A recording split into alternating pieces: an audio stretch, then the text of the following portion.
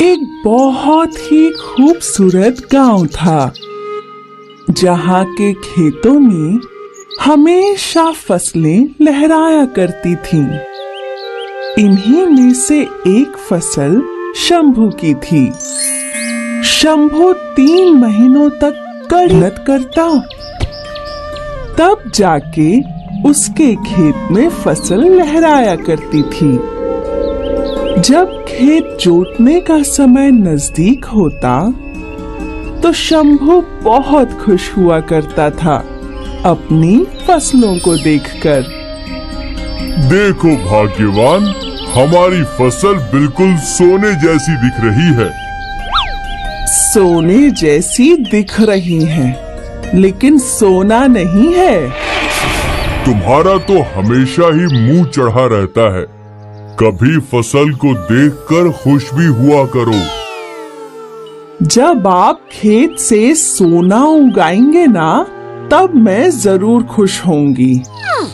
आप जो कुछ भी उगाते हो, उससे तो मुश्किल से हमारा घर चलता है। शादी के समय में कितने अरमान लेके आई थी कि मेरा पति मुझे गहनों से लाद देगा, लेकिन सब अरमान टूट गए। शंभू की पत्नी उसे हमेशा ताने मारा करती थी। कुछ महीने बीत गए और आज शंभू खेतों की जुताई कर रहा था। उसने अपनी कुदाल उठाई और जमीन पर मारी तो उसकी कुदाल किसी चीज से टकराई। शंभू ने अपने हाथों से आसपास की मिट्टी हटाई और उसे वहां एक मिट्टी का घड़ा मिला।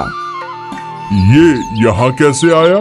खैर कोई नहीं, इसे अपने साथ घर ले जाऊंगा। शंभू ने घड़े को बगल में रखा और वापस खेत जोतने लगा। सुबह से दोपहर तक मेहनत कर वो बहुत थक गया था। उसने अपनी कुदाल उस घड़े में डाली और उसी के पास पेड़ के नीचे सो गया। जब शंभू उठा तो वो हैरान हो गया, क्योंकि अब एक के बदले 3 कुदाल थी। ये बाकी के 2 कुदाल यहाँ किसने रखी? मेरे पास तो सिर्फ एक ही कुदाल थी। खैर जो भी हो अच्छा है, मैं इसे घर ले जाता हूँ। शंभू उस घड़े को घर ले गया। अरे भाग्यवान, आज तो गजब ही हो गया। मुझे ये घड़ा मिला और फिर मैंने इसमें अपनी कुदाल रखी और जब मैं नींद से उठा तो इसके अंदर एक की जगह 2 कुदाल थी। ये देखो, 3। जरूर ये कोई जादुई घड़ा है। क्या कुछ भी बोल रही हो? कभी तो मेरी बात मान लीजिए। चलिए इसे आजमाते हैं। और वो कैसे? मैं इसमें अपना ये कड़ा डाल रही हूँ, फिर देखते हैं। शांता ने उसमें अपने हाथ का कड़ा डाला और वो लोग दूसरे कमरे में चले गए। रात में अपने आप वो 1 से 3 हो गए और फिर जब सुबह शांता और शंभू ने घड़ा देखा तो मैं ना कहती थी कि ये घड़ा जादुई है। हाँ, ये तो सच में जादुई घड़ा है। हमारे तो भाग्य खुल गए। हम अमीर बन जाएंगे। मेरी शादी के सारे अरमान पूरे हो जाएंगे। हाँ भाग्यवान, पर थोड़ा आराम से। इस जादुई घड़े के बारे में किसी और को पता नहीं चलना चाहिए। मैं क्या मूर्ख हूँ जो ढिंढोरा पीटूंगी?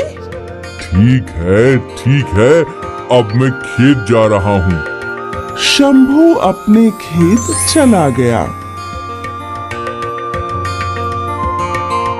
और यहाँ शांता हर चीज को 1 से 3 बना रही थी।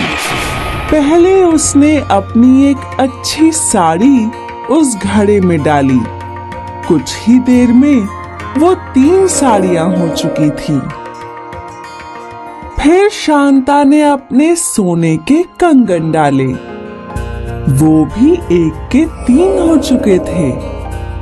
फिर क्या था, शांता को जो कुछ दिखता वो उसे 1 का 3 बना रही थी। शाम होने पर जब शंभू घर आया तो वो अपने घर को देखकर हैरान रह गया। वहां 1 के बदले 3 कुर्सियां थीं, 3 घड़ी, हर बर्तन 3-3 थे। उसने अपनी पत्नी की ओर देखा तो उसके गले में 3 मंगलसूत्र थे, हाथों में 3-3 कंगन।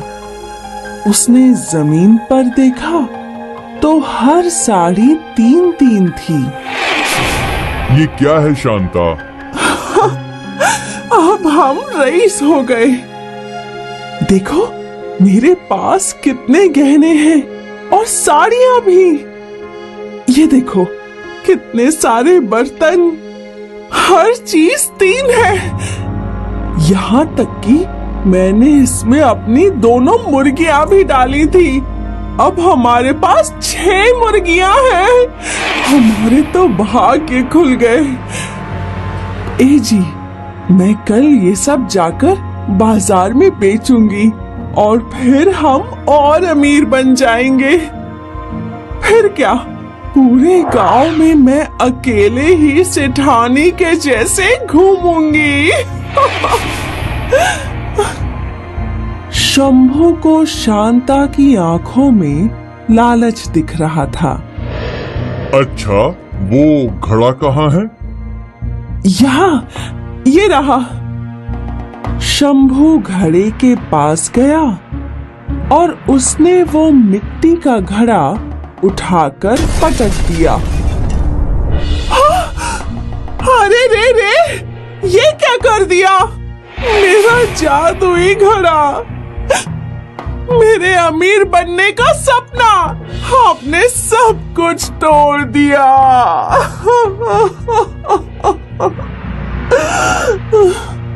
तुम लालच में अंधी होती जा रही थी।